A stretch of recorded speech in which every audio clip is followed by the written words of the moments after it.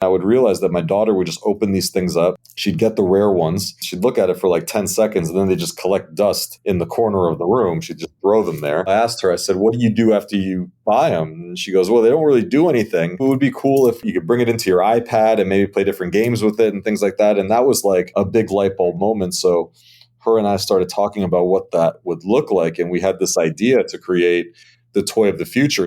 I was like, here's this multi-billion-dollar segment of the toy industry, and here's this thing that Fred's talking about, this NFT crypto kitty thing. What if we marry the two?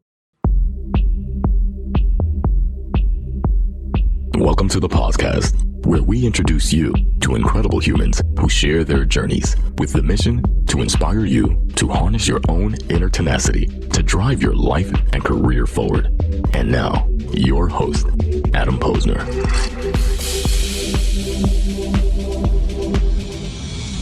Hey everybody, welcome back to the podcast where I bring you the best and the brightest from the world of business, marketing, and personal growth to help you harness your inner tenacity and drive your career forward. My guest today is Will Weinraub. Will serves as the co-founder and CEO of Onchain Studios, a company at the forefront of blending the digital and physical worlds to create immersive experiences for collectors. And Onchain Studios is a parent company of the project that started it all, Cryptoys. And Cryptoys is creating fun new ways to collect and play with digital collectibles, games, playsets, and much more. And I can't wait to dig into that story because I think three fathers here are certainly going to have a little conversation around blind bags. And Will co-founded Live Ninja, which was a chat and video interface. It sells into brands and want to interact with customers via the web.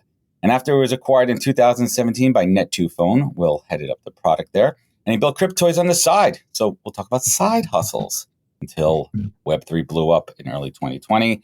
He went full-time with Cryptoys and through Onchain Studios 2021 has not looked back. So let's dig into it. Let's pull back the curtain. Will, welcome to the podcast. Thank you, Adam. Kevin, appreciate you having me on. Great to be here. Thrilled to have you here, my man. And yes, Kevin Logan Jr., my co-founder in Probably Nothing Talent, host of The Immutable Mindset, will be joining in today for some color commentary and his words of wisdom here. So, Will, on this show, we love to talk. We love to hit the rewind button. We love to talk about where that entrepreneurial bug came from. And through our research, I heard a great story that back in the day, you and your buddy were building wrestling websites for your friends for $100 a pop. Yeah, tell us about that, man. Yeah. So 13 years old, man. Yeah, basically that's how it started, and kind of just through the passion and fandom of professional wrestling. I got my first taste of the internet through America Online. For folks that are, remember AOL, I got my 1,000 hours of America Online via CD-ROM in the mail. And nice. That was my, entry point to the internet. And, back in those times, this was like 1998. There was no social networks, really. There was no Facebook, MySpace, anything like that. So the way that you would express yourself were these things called fan sites. There would be these free websites that you would be able to get, like GeoCities, Angel Fire, Tripod, free hosting sites back in the 90s. And if you knew a little bit of coding, you'd be able to create what is effectively your web page, your fan page. And Web 1 shit right there. Yeah, basically. And, I would hang out in AOL. If you guys remember, they had these like topic-based chat rooms that you would just hang out in. I would hang pause out for a second. What was this is gonna be funny here. Let's pause for a quick second here. Will, what was your AOL screen handle name? Kickass12. Kevin, what was yours? Oh, no audio, Kevin. You're on mute. Kevin, Fat Cartman, PHAT, Fat Cartman. Oh, you ready for this, Kevin? This will blow your mind. Mine was Fattycom with a PH. I was Fattycom. Oh, that's pretty close. We'll play with the fatty. So, Will, you're going deep down the AOL rabbit hole. You've had your fair share of AOL CD-ROM discs sitting around your house here. Like you start building these pages. How did you attract your friends to start paying you for them? Well, again, I was hanging out in the wrestling chat room because they had these topic-based chat rooms, and I was hanging out in the wrestling one. And one day somebody says in the chat room, they said, "Hey, can somebody make me a fan site? I'll pay them $100." And to me, I was like, I know how to do that. That's pretty simple. I'm pretty tech savvy. I could put a website together. So I reached out to the person via instant messenger, and I said, hey, happy to do it. I can make you a fan site. And he's like, okay, awesome. Let me know your physical address so I could send you the money. And because there's no PayPal or anything at the time. No, I was about to ask that. Yeah. So I was like, okay, I'm a 12-year-old kid. I'm like, oh, it sounds good. Here you go. It's like, here's my address, which probably doesn't sound very smart, but 2-3 days later, I get a crisp $100 bill in the mail, and I'm like, holy crap, I got to learn how to make websites. So I asked my mom to drive me to Barnes and Nobles, and she did. And there was only one book at Barnes and Nobles at the time on HTML. So I took HTML for Dummies. Basically, I took that book home and opened it up, and I started line by line making this website for this guy. Amazing. And it looked like absolute garbage. But lo and behold, I delivered it to him, after the weekend, and he's like, "Oh my God, this is great! I love it. Thank you so much." So I went back in the wrestling chat room. I said, "Who else would like a wrestling fan site? I charge $100 a pop." And then 5 people was like, "Yeah, sure, I want a fan site. I want a fan site." I'm like, "Holy crap, $500!" And then that's when the bug bit me. And then I would be able to make the websites, but I struggled on the front end design side of things.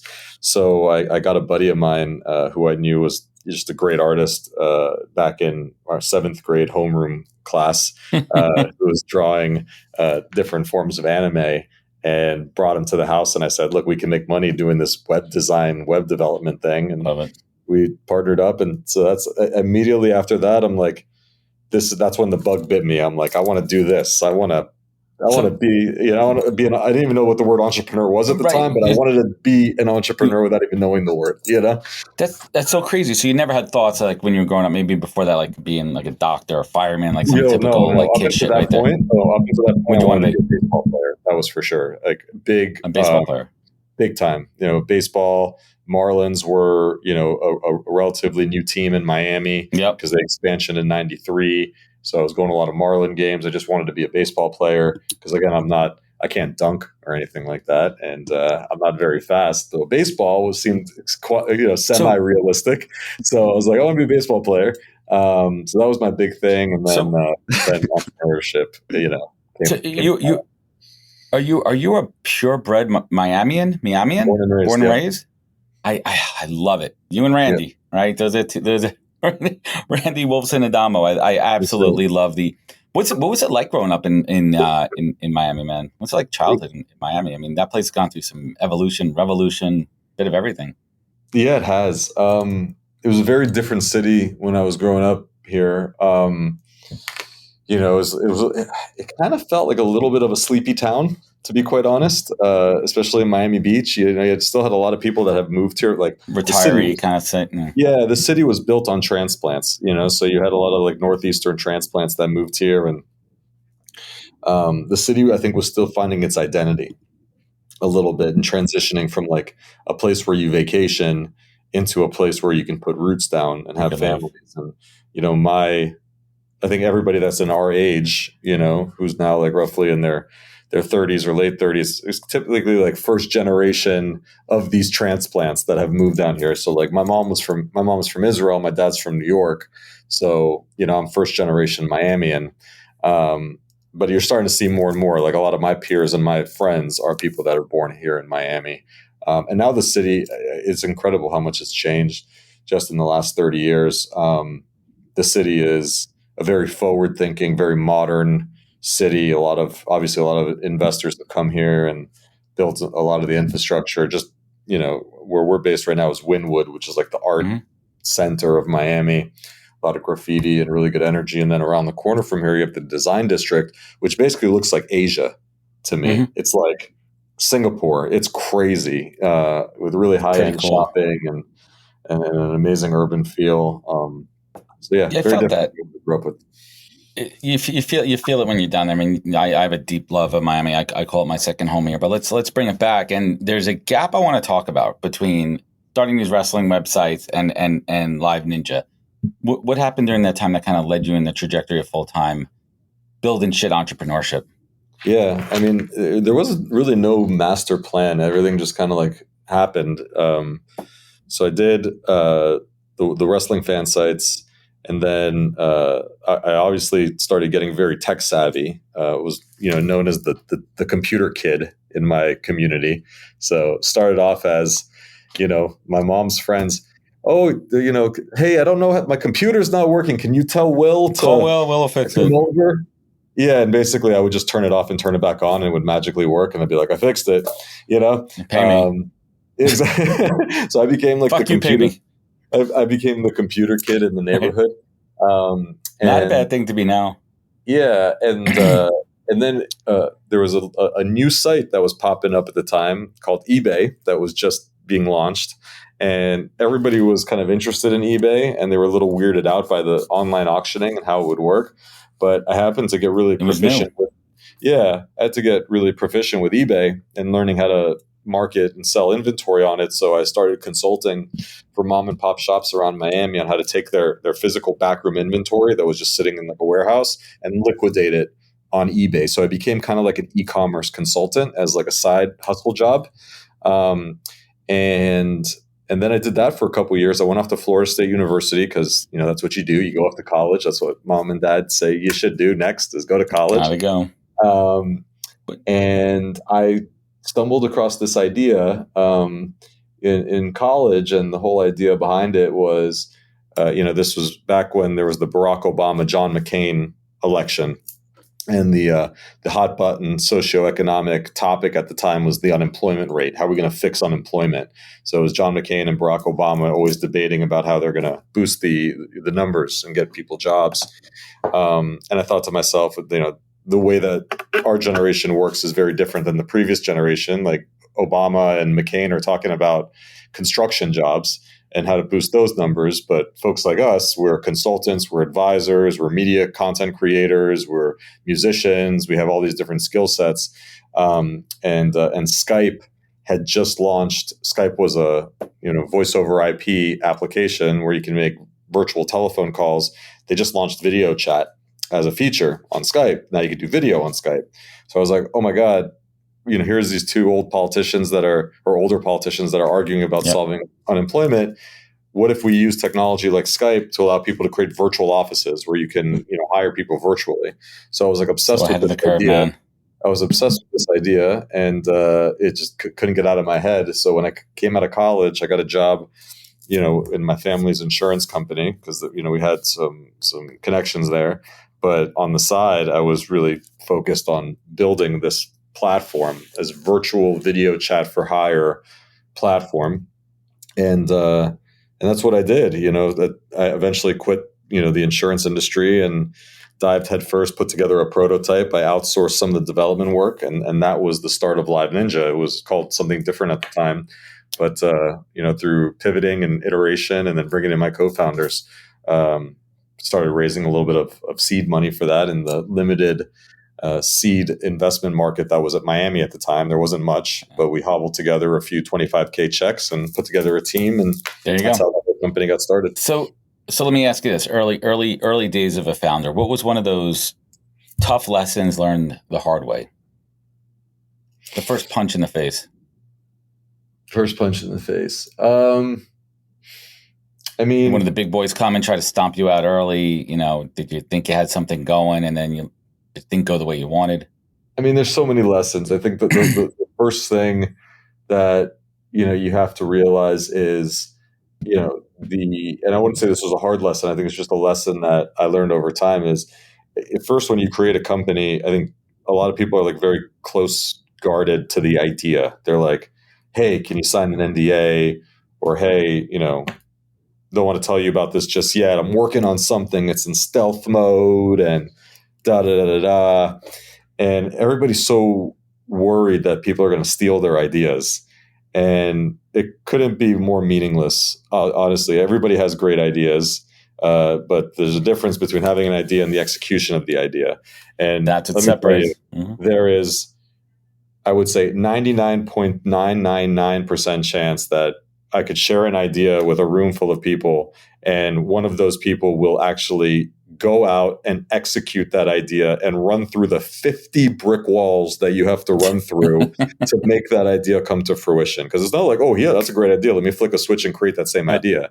Like creating a company is like so brutal and so taxing, and bringing a product to market is like you have to put all of your life force and energy into willing it into existence. The concept that you will share an idea with someone and they will take it and do something with it is almost like slim to none.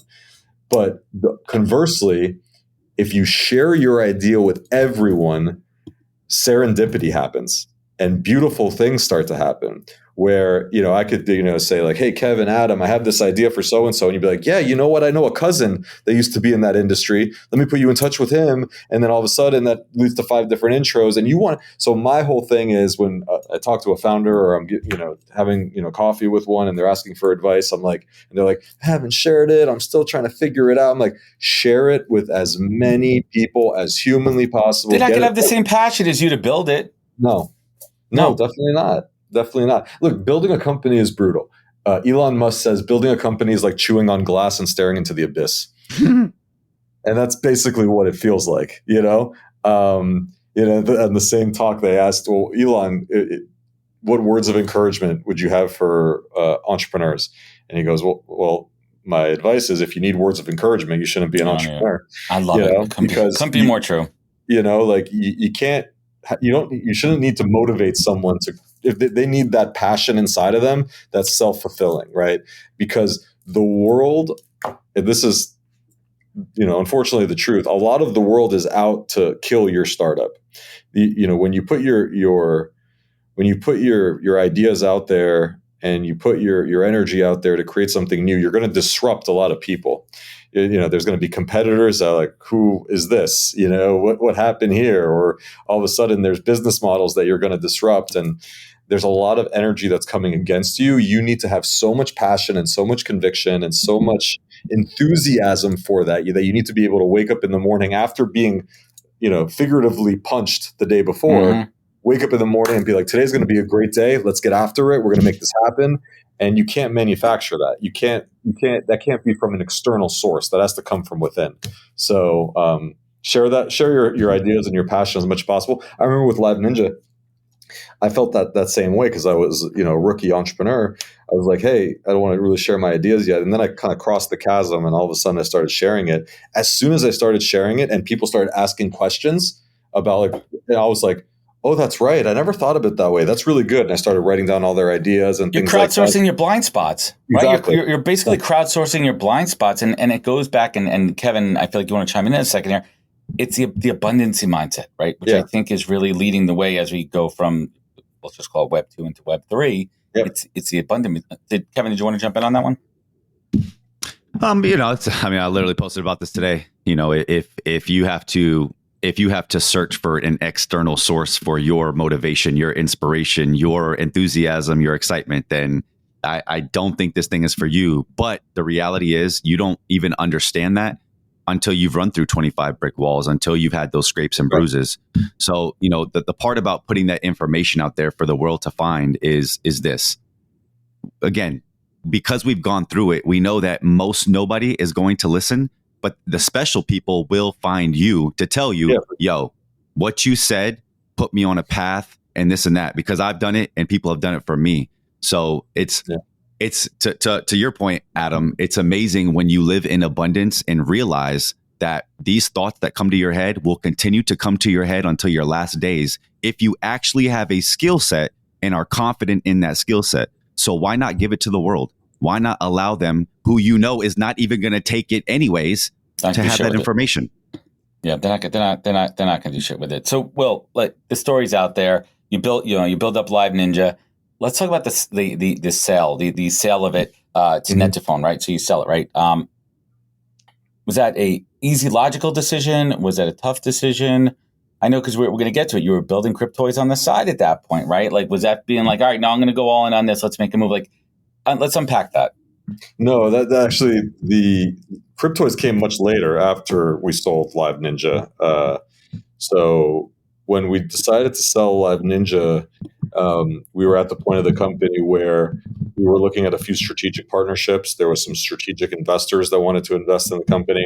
And it was like one of those kind of fork in the road decisions. Do we continue to operate independently and raise more venture capital? Or should we, put this inside as a home into a larger company that could, help us achieve some of the things we wanted to do? And we chose the latter. And, it was a good strategic fit. We were introduced by some mutual contacts at both companies, and we made that happen. Look, Cryptoys didn't come till much later after we sold, Live Ninja to that company. And I thought that was 2018 that you started thinking about Cryptoys. Yes, correct. And we sold the company in late 2016 and was announced in early 2017. Okay. So, and this was very much Cryptoys was a side project that I did in my nights and weekends with my daughter. So you have your normal 9 to 5, but then you're able to work on your passion projects and things like that. And all it really was a passion project. It wasn't a company. There was no incorporation. There was no formation. It was just a hobby, and something we wanted to build together, and effectively started building it with friends, and eventually we were able to incorporate the company years later. But before it was just like a hobby kind of platform that we wanted to build as for our kids, as what would the toy of the future look like? And this was, we just did nights and weekends in our off hours. Hey everybody, I want to talk about a product and platform that I absolutely love, and our latest sponsor, Interseller, the prospecting and outreach platform of choice for recruiters and sellers. Whether you're doubling down on business development or recruiting talent, Interseller does all the heavy lifting of finding contact data, automating the email and follow-up process, and syncs all that rich data into 20 plus CRM and ATS platforms. Reach out now and get going on a 2-week free trial, and let them know you heard about it from Adam on the podcast today. Check out the link on the website. Appreciate it. Let's rewind for a second here, because I love the genesis story of it. I have 5-year-old son, 11-year-old daughter for context. Mm-hmm. Kevin's got 2 little ones. His oldest is the same age as my boy. Both of my kids, this blind bag freaking fetish, it's crazy. It's crazy. I spend more money on all these different blind bags and their insanely egregious cost than anything. But I understand the thrill of it. You're paying for the experience. Sometimes they get lucky and they get something pretty cool, but most of the time they're getting a piece of shit, right? And I try to tell that to them. But this is what they want for their birthdays. He wants the lanky boxes. He wants all the other things that he's opening up there. Was there the one epiphany when your daughter was opening up the blind? Talk to us a little bit about the genesis of the core idea. Yeah. So this whole blind box phenomenon caught me by surprise too. At the same time, I kind of understood it from a consumer perspective because I was a big baseball card, basketball card. You don't know what you're getting in the packs. Exactly. So to me, it's the same concept. It's like opening a box of cereal and what's the toy inside the cereal? It's the same thought. Also Kinder Eggs. Remember Kinder Eggs, right? Mm-hmm. Still around, man. Mm-hmm. Right. So my daughter just got obsessed with it, and, the bug bit her, pretty quickly. And every time, hey, Dad, hey, sweetheart, what do you want? It's always, I want an LOL surprise, or I want a Hatchimal, or I want a Shopkin, or it was all some iteration the Shopkins. Yeah. Can you step on those, by the way? They were terrible. The Shopkins ones that go right into, they're worse than Legos. Yep.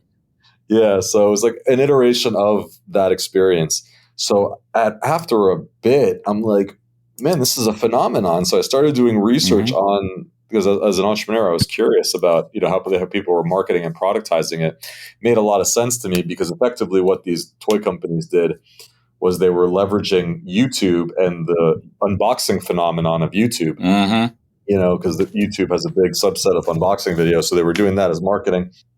And there was articles written in the New York Times about it and how it was such a big hit.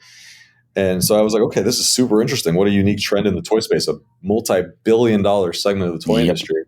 And then at the same time, I follow a venture capitalist that I highly respect. His name's Fred Wilson from Union Square Ventures, early investor in Twitter, Tumblr, a number of others.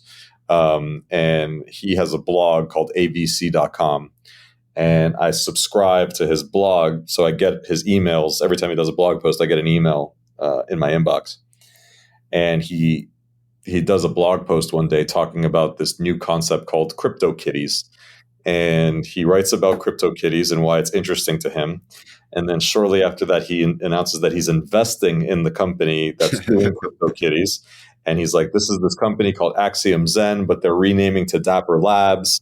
And they're super interesting what they're doing. This is why I like crypto kitties, and it's my collectible digital item. And here's this thing called an NFT, and why NFTs are interesting technology.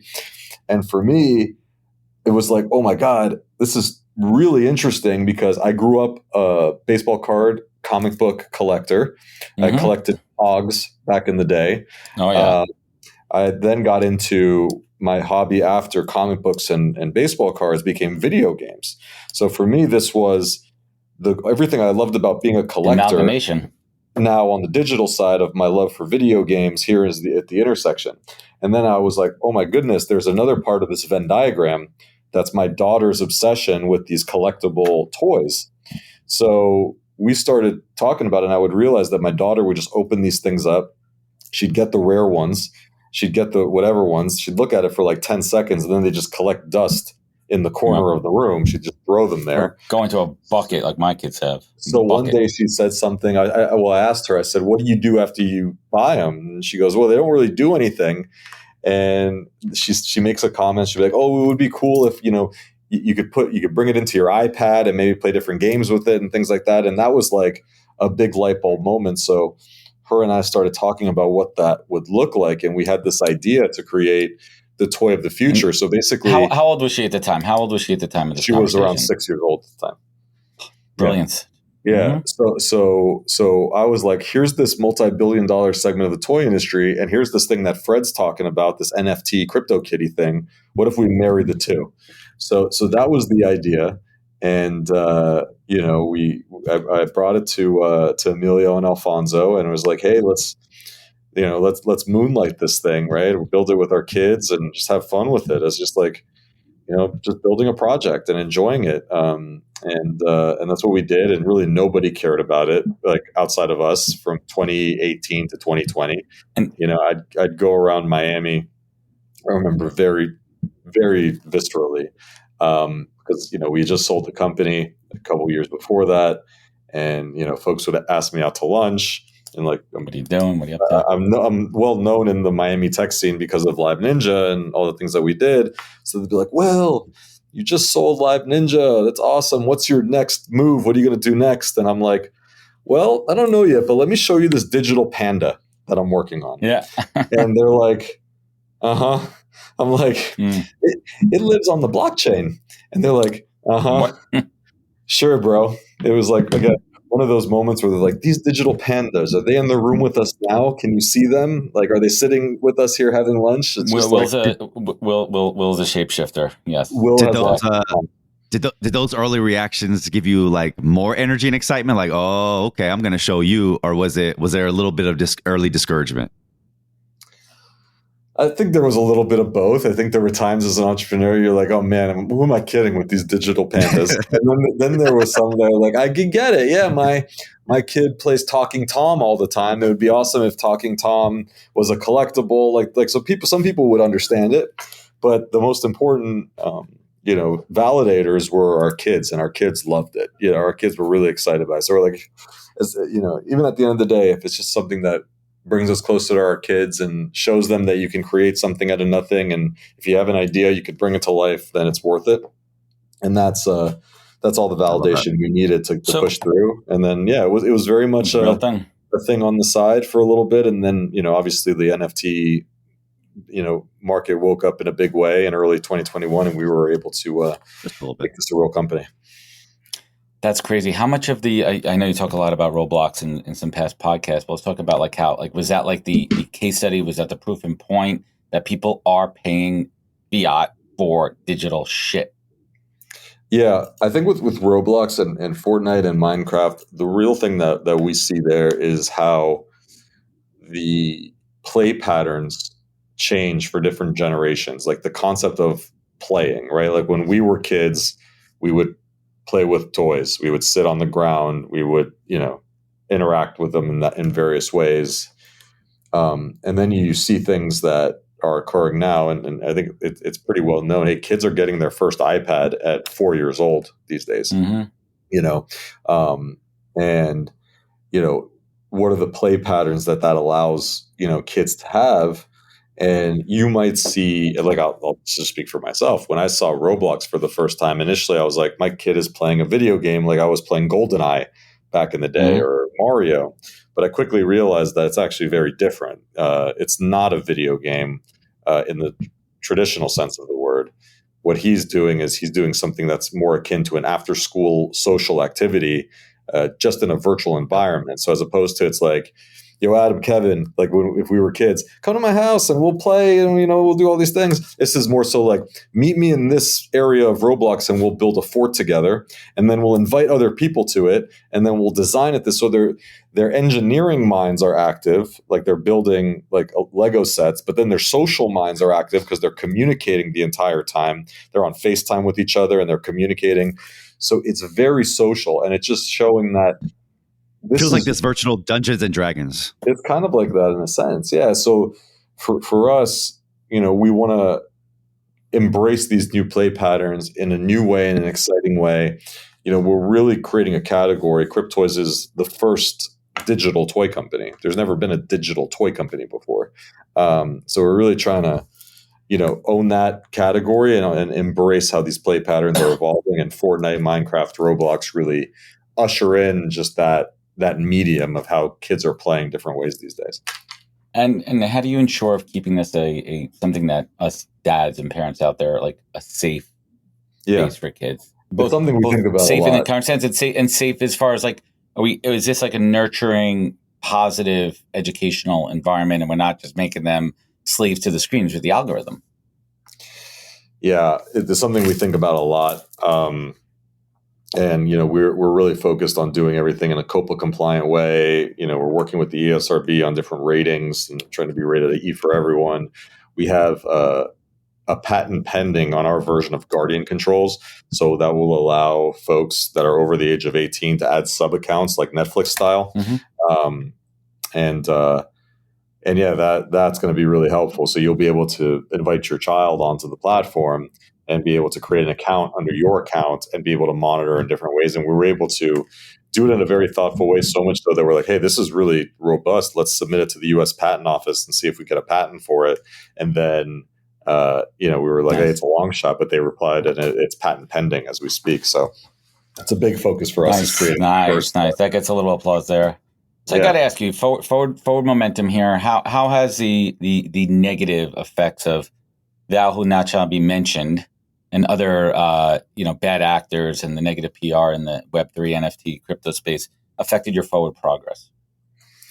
It's maybe surprising to some of your listeners, but like it hasn't much. I would say that the brands that we work with and the partners that we have are still doubling down in this space. They still believe in the space a lot. The biggest thing that we can do, and which I think is healthy for the space, is we're trying to eliminate speculation and investment from the conversation of a consumer product experience, right? This whole space to this point has been financially driven. It's been about making money, which leads to inviting people into the community that has, not the best intentions. They're all there to make money. So what we see this as a reset. If you look at Cryptoys as a platform, I'm sure a lot of people, they buy Cryptoys and they hope that they can, make money off of them. And, again, more power to folks that do make money off of the platform. Certainly, buying and selling and trading is a big part of digital collecting, and our platform will have those aspects too. But you start with just a consumer product experience. Like if you were to buy a toy, if you were to buy a game, you want it to start with that and enjoy it for what it is versus what the value of it may be. So for us, we actually really embrace a reset in that regard.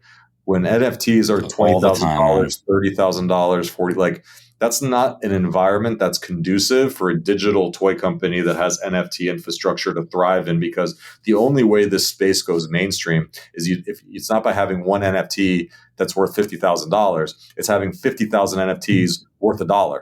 That's the only way that this space goes mainstream, is it has to be accessible and people need to be able to collect it easily. So, we embrace it, and I think our partners do as well. Kevin itching on that one. Well, just even from like we're talking about gaming being like this next albatross that's going to do everything. Who the hell's buying NFTs at $5 a pop? Or there's going to be so many of these little items, right, for our kids, for parents that absolutely aren't going to want to spend thousands upon thousands, right? And that's why I think it starts to make sense, where NFTs as a collectible, as that NBA card that I used to get to open up that's where, to your point, right? When you have that transactional relationship, that's all it'll be. And so you won't build community. You're not building a real audience. You're not building a real consumer. Exactly. You're just building somebody that's there to transact and make money. And it's that relationship where that person's going to evangelize Cryptoys to their friends, to their family. And then I think it's really word of mouth where we're really going to grow out of this and then start to make sense to the mainstream. I agree. So it's interesting. I look at the naming of your parent company, Onchain Studios, and I keep hearing Onchain. I interviewed Jesse Pollock at Beacon, and all he talks about with Base is on-chain, moving from online, the vernacular, to on-chain. Online art, on-chain art. Online music, on-chain music. What does that mean to you, on-chain? Let's talk a little bit about the genesis and where you see things going. To me, on-chain, it really gives consumers transparency and confidence that if you're thinking about an ownership-based economy and proving to people that they actually own something that's digital, that they can't physically hold in their hand, on-chain allows for that transparency to happen. It shows provenance in an item, who's owned the item previously, who got it next, etc. To know if there's 1,000 Darth Vaders out there, that it is only 1,000, and we're not just saying that it is, that here it is transparent. And the other aspect of being on chain is that it's it can live on if the company, the centralized company, for whatever reason, ceases to exist. So the equivalent that I'll give you, because it's decentralized, the physical equivalent is if you remember the very first baseball cards that were ever created were not made by baseball card companies. They would be made by tobacco companies. Right? Tobacco, yes. Yeah, right. The cigarette companies, tobacco companies, et cetera. So they would be, collectibles that you would get with your cigarettes. Now, of course, those companies no longer exist right now, but that means that the collectible still lives on and is still a piece of history. So if for whatever reason, any NFT platform that mints something that has perceived value, the question will always come up to the consumer's mind. Well, what if something happens to the company? Well, with the blockchain, it can live on independently on the chain, regardless of if the company's around, right? So we're not talking about the value of it, but the actual digital asset is still, that's correct, still right? There on chain. As a collectible, you can still have it no matter what, and that's really important when you're talking about serving the collectibles market. That this can always exist regardless of the centralized company that makes it. So as much as you can, I mean, you have relationships and deals with two of the biggest. I mentioned Disney, Mattel, right? These are big boys, the biggest out there. As much as you could share, talk to us about those conversations with the executives that might have a little bit of a hurdle that you need to push over, or are they partnering you because they know this is the future? I wouldn't say there was much of a hurdle as far as Web3 and blockchain and consumer products and the evolution. I think they're already there, or else they wouldn't be on the phone call, right? So they already had that lean in to it. The biggest thing is why us? Why Cryptoys, right? It's if you're a company of that stature, there's thousands of companies that want to work with you, right? So why us? And that's when we come with really firm belief in the consumer product experience that we built. We think our art is best in class, and it stands up to anybody in the industry. And then we really believe that's why we double, triple, quadruple down on toys. We're a digital toy company. We're not an NFT platform. We're not, all of this, 15 different things. We are a digital toy company. So, one of the things that Mattel told us early on when they saw the product, they go, hey, listen, we get pitched by hundreds of different NFT companies. Nobody gets toys like you guys. The whole experience is very toyetic. So I think people see that and they can see it through the lens of, this is a digital toy company, and we're making digital toys versus, hey, I'm an NFT company. Let's talk singular about focused. Yeah, very, very focused. Instead singular focus. We don't want to be a mile wide and an inch deep. We are focusing 100% on digital toys and being the best in that regard. And that is sound advice out there. So what's keeping you up at night? What's keeping you up at night in this space? Well, the things that keep you up at night, I think, when you're building something that's very innovative, that you think is innovative, that you think is forward thinking, is, are we too early, right? Like, there's no doubt in my mind that 20 years from now, this is going to be the future. The question is, where are we on that adoption curve, and can we catch that wave as it ramps up to the next 20 years, right? So if you were to create Uber in 2000 or 2002, Uber is not going to be a success, right? It's very much the idea has to match the timing, has to match the technical infrastructure, right? You had to have GPS-enabled phones in everybody's pockets. There had to be infrastructure for Uber to The thrive. stars have to align, right? Yeah, stars have to align. So I think the things that keep me up at night, I know our product thesis is sound. I know we have the best partners in the world. I know we have the best investors in the world. We have an incredible team, best team in the world for this particular product. The question is the mass market ready for it, or are we too early? I would say I'm still confident that the mass market is ready for it, and we're going to make a lot of waves here, hopefully in the next few years.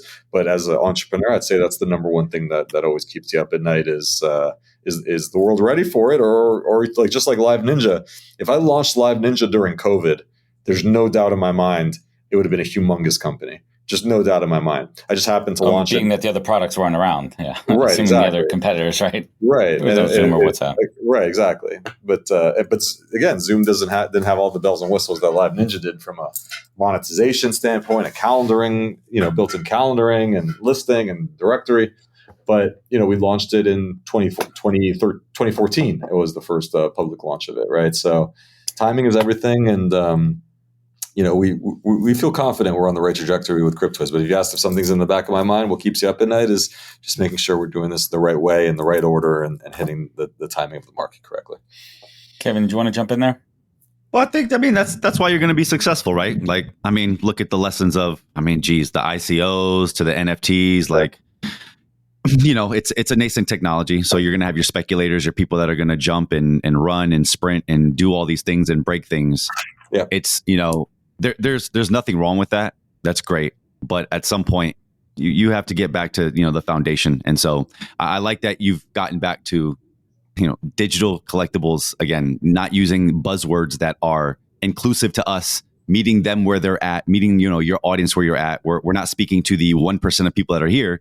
You're speaking to the 99% of people that are probably going to be involved in this space 5 to 10 years from now. So, right. I think we just do a lot of this stuff backwards in the NFT and Web3 in terms of marketing, where we're speaking to the 1% versus the 99. You're doing a fantastic job doing to the 99. So I appreciate that. Yeah, I appreciate that, man. Thank you. So, Will, as we bring it home here, you mentioned something about building the best team. And the core of this show and the core of what Kevin and I do is recruiting and building teams. So 2 questions. Yeah. One, what do you look for when you're hiring folks in this space, in the Web3 space, and what advice would you give to someone trying to break into it? So what I look for first and foremost is energy and passion. You can't fake that. And when you're in a new space like Web3 and NFTs, like, there's no such thing as 5 years experience in this space,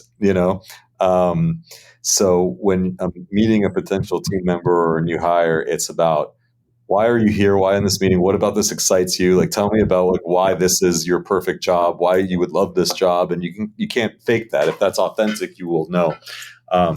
So that is my number one indicator, because it's such a new space. Like, I want somebody that loves coming to work, and enjoys it and gets excited. And the advice that I would give for people that are breaking into this space, I think this is not just advice for people in the space in general, but just I think for anybody that wants to make an impression on either folks that are hiring or their direct reports or the people they report to, be on offense 100% of the time.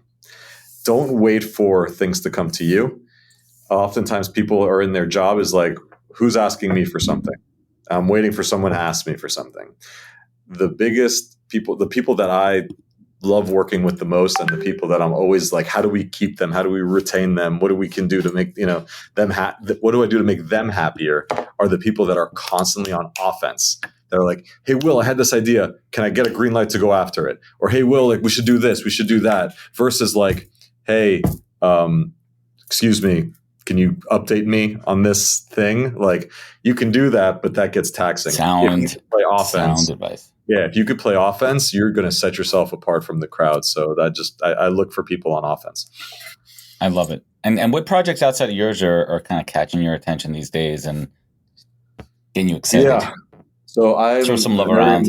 I'm very focused on platforms that are trying to market to people that are not in the space yet. That's, for me, the biggest thing is how do we kind of cross the chasm into mainstream markets. So I have massive respect for what Gary's doing with VFriends. I have massive respect for what Luca's doing with Pudgy Penguins, what Julian and the crew are doing at Doodles. So like, we're kind of all in the same mode of like, how do we make this a mainstream brand and bring more people to the overall space? So I would highlight those three to start. Really, love those projects, and I love the teams behind them as well. Fantastic. Kevin, I called you Kenny. That's weird. Kevin, any final questions or thoughts for Will before I bring it home here? No, again, I mean, I've you've touched on it plenty of times, from afar. Of course, it's our first time meeting, but I sincerely do love what you guys have been doing, because I've caught the messaging. I've caught that you aren't playing the NFT game. You're not playing the Web3 game. You've realized to be smart about it and to harken back to exactly as you said. What did we do as kids when it comes to the collectibles, when it came to our love for those things, the process? I'm a sneakerhead myself, right? So like everything you talk about is like when that box comes, all I do is open the box. Oh my God, it's amazing. And then I throw it back into with all the other boxes. So it'd be nice to, like what Artifact is doing, right? Having a digital representation of that. You've just done that same thing with toys. For anybody that's involved in that, like you've just unlocked a whole new set of experiences that would never be, possible before. And then add some AR and what's happening with the future of technology and other emerging technologies. And then what you're doing becomes so incredibly interesting for my 6-year-old and my 2-year-old who are growing up with this exponential technology and being able to actually, be a part of it. And they themselves can start creating some of this stuff themselves. So just, again, really love what you're doing. Love the whole piece of it, how it's an experience for the whole family. And it just, it really harkens me back to childhood. So there's a lot of nostalgia there. I appreciate that. Thanks, man. It's good stuff. So Will, let's bring it home here, Will. And as an entrepreneur, father, businessman, what's that superpower that you have that makes you just so incredible at the things you do? First of all, I'm a relentless optimist, for better or for worse. I always believe that things can work out if you are honest, you try your hardest, and you put good vibes and energy into the universe, that the universe will give that back to you. So every time I jump on a call, every time I hit compose on an email, every time I start writing something, I always think for the best possible outcome every single time. I assume success every single time.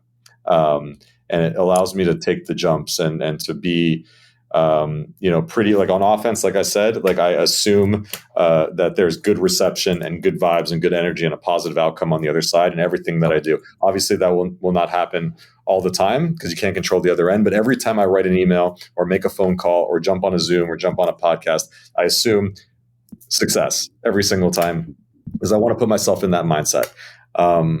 So that's one. And then I don't get involved in things that I don't have 100% conviction on. Because just like I said, with the recruits that I look for, you have to have sheer enthusiasm. I look for that in myself whenever I take on a project. So like I can't fake excitement. I can't fake enthusiasm. So anything I choose to do in life, I just have to be super stoked about it. So that coupled with relentless optimism, has worked pretty well, and I'll continue to try to follow that formula. I love it. And this has been a fantastic episode. And for anyone listening out there, this is the mindset, the action, the way to be a successful entrepreneur. So last but not least, Will, you look back on your life and your career and those moments when it was tough, right? Those moments when you had to dig down deep and harness that inner tenacity to pull you up and forward. And the same moment in the same breath right now, you look back and forward with gratitude, respect for this life, this family, what you're building out there that's going to hopefully change lives and continue to build your life and your legacy. Will, what is your compass in life? What is your beacon? What is your North Star? I want to change people's lives for the better. I want to make them happy. I want to brighten up people's days. I mean, at the end of the day, I walk through life and I have interactions with my kids, with my wife, with my friends, with my coworkers, with my customers, and every single interaction, whether that's a light interaction or a deeper interaction, I want to either make someone smile, make their day better, help them in some way, and create positive ripple effects. So if I'm doing that on a consistent basis, I feel in flow, regardless of how small it is or how big it is. So I just want to continue being a positive factor as I walk through life and as I interact with different folks and as I build companies and products. And if, right now, I can't tell you how much joy I'm getting. People are interacting with the product and filming unboxing videos with their kids and sending it over to me. And it's just showing like just 60 seconds of their day at the computer, just the smiling and bonding together over the product. And if I'm able to, on the other side of the world, make another person on another side of the world smile and have a moment with their child that makes them happy, I'll rest my head I rest my head on the pillow at the end of the day, feeling satisfied. So I want to do that at scale. That is how you do it. That is how you do it. Thank you, Will. This has been awesome. Left us with goosebumps. Thank you. Goosebumps. Yes. Everyone, if you want to find out more, check out cryptoys.com, CRYPTOYS.com. Will, where else could folks find you? Where could they connect? Where could they learn more? Yeah, cryptoys.com for the website. And me, I'm on Twitter at Will, or X, I'm sorry. I'm on X, at Will Weinraub. And LinkedIn is always good. Those are probably the two best places to hit me up. Well, awesome, man. I appreciate you. Thank you for spending time with us. Kevin, thank you for joining me today. And everyone at home, if this show meant something to you, leave a review. Rating it goes a long way. Sharing means caring. You know where to find out more at thepodcast.com. Follow us on all the social media channels. Remember, take care of each other. Look out for one another. And catch us next week for another great episode of the podcast. Take care, everybody. Wisdom is forever. But for us, it's time to go. Thank you for joining us. Luckily, we'll be back with our next episode soon, jam-packed with more incredible humans. Thank you for listening, subscribing, and sharing. To join the conversation, search the podcast on LinkedIn. And to catch up on past episodes and more info, please visit www.thepodcast.com.